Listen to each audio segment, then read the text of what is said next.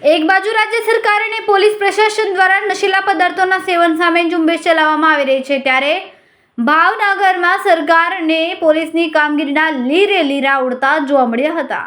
આજરોજ એનએસયુઆઈ ગુજરાત પ્રદેશ પ્રમુખે મોટી સંખ્યામાં કાર્યકરોએ સાથે રાખીને ભાવનગર શહેરના મહારાજા કૃષ્ણકુમારસિંહજી યુનિવર્સિટી કેમ્પસમાં રેડ કરી હતી.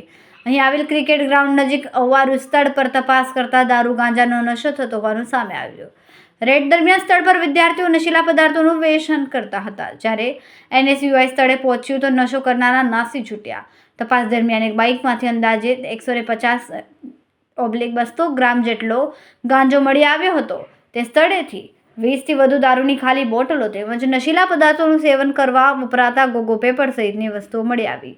સમગ્ર બનાવ અંગે એનએસયુઆઈ દ્વારા પોલીસને જાણ કરવામાં આવી, જેને લઈને પોલીસ કાફલો સ્થળ પર ધસી આવ્યો અને પંચનામા સહિતની કાર્યવાહી શરૂ કરી. અહીં મોટો પ્રશ્ન એ છે કે આ શિક્ષાના મંદિરમાં વિદ્યાર્થી અભ્યાસ માટે આવે છે અને તે નશાના રવાડે ચડતા હોય છે, ત્યારે યુનિવર્સિટીના સત્તાધીશો સામે પણ અનેક સવાલો ઊભા થયા છે. યુનિવર્સિટીમાં સિક્યોરિટી ગાર્ડ હોવા છતાં પણ નશીલા પદાર્થોનો પ્રવેશ કેમ થયો, એ સૌથી મોટો સવાલ ઊભો થયો છે. ત્યારે આ મુદ્દે યુનિવર્સિટીના વાઇસ ચાન્સેલરે આ બનાવને સ્વીકારીને સાથે બચાવ પણ કર્યો. વિદ્યાર્થીએ માહિતી આપી હતી કે નશો થાય છે.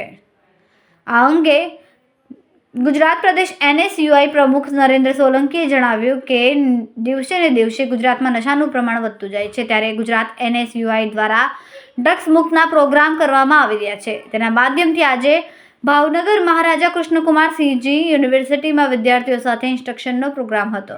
ત્યારે વિદ્યાર્થીઓ દ્વારા માહિતી આપવામાં આવી કે આ યુનિવર્સિટી કેમ્પસની અંદર ખુલ્લેઆમ દારૂ ગાંજાનું સેવન થઈ રહ્યું છે.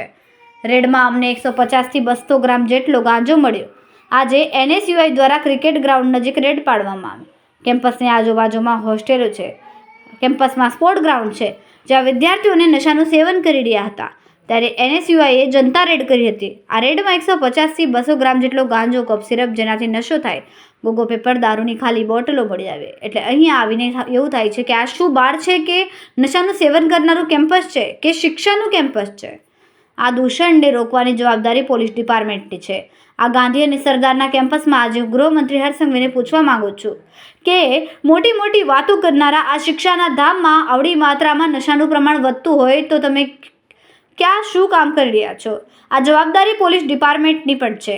પોલીસ ડિપાર્ટમેન્ટને પણ અમે વિનંતી કરીએ છીએ અને ગુજરાત સરકારને વિનંતી કરીએ તો આવું ને આવું રહેશે તો યુવા પેઢી બરબાદ થઈ જશે. આપણે આપણા યુવા પેઢીને બરબાદ ન થવા દેવા. તો આ ડ્રગ્સ માફિયાઓ, આવા દારૂ માફિયાઓ ઉપર કડક પગલાં લેવા જોઈએ. અન્યથા આવનાર દિવસોમાં આવી જ રીતે કેમ્પસો અથવા તો યુનિવર્સિટીમાં આવા પ્રકારના કાર્યો થતા હશે તો એનએસયુઆઈ જનતા રેડ કરીને ખુલ્લા કરશે. સિક્યોરિટી 24 કલાક એક જ જગ્યાએ ઊભી હોય એવું શક્ય ન બને. આ અંગે યુનિવર્સિટીના વાઇસ ચાન્સેલરે ભરત રામાનુજે કહ્યું કે યુનિવર્સિટીમાં આ પ્રકારની બાબતો જોવા મળી છે એ આપણા માટે સૌ ગંભીર બાબત છે. આવું ન થવું જોઈએ. એનો કોઈ બચાવ પણ ન હોઈ શકે, પરંતુ આવડું મોટું 200 એકરનું કેમ્પસ હોય અને કોઈ જગ્યા પણ એવી હોય જ્યાં નિયમિત અવરજવરની વ્યવસ્થા ન રહેતી હોય, 24 કલાકની અંદર સિક્યોરિટી હોવા છતાં પણ દરેક જગ્યાએ સિક્યોરિટી 24 કલાક ઊભી હોય એવું પણ શક્ય ન બને. આમ છતાં અમે તેની કાળજી કરીશું.